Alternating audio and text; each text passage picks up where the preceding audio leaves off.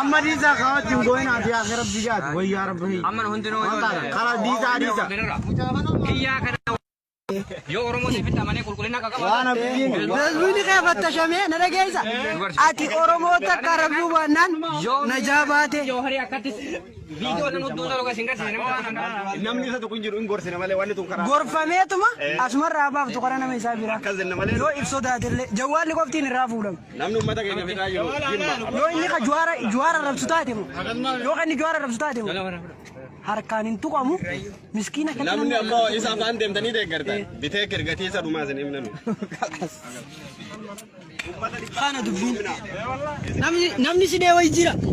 Namni ka silla de ni jira. Yo Amma masuk mamna da mana da inkani am.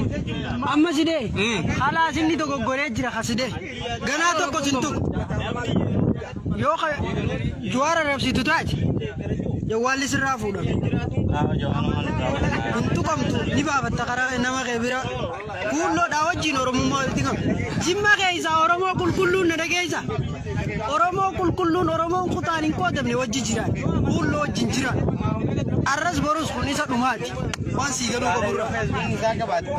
Oke? Kara sera timba bata garunu tinama afan orang mau dubbatu. Sirna aje cada irati hingga keisa. Oromia keisa sabab aku lotin manni borom sama na ida tajir bakka gareti keron tankar fi kullu ratib dotus arras borus kopi dakan kopi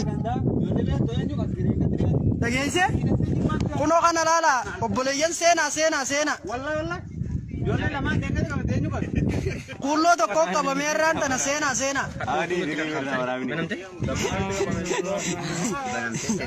sena ni semua birra waramini sena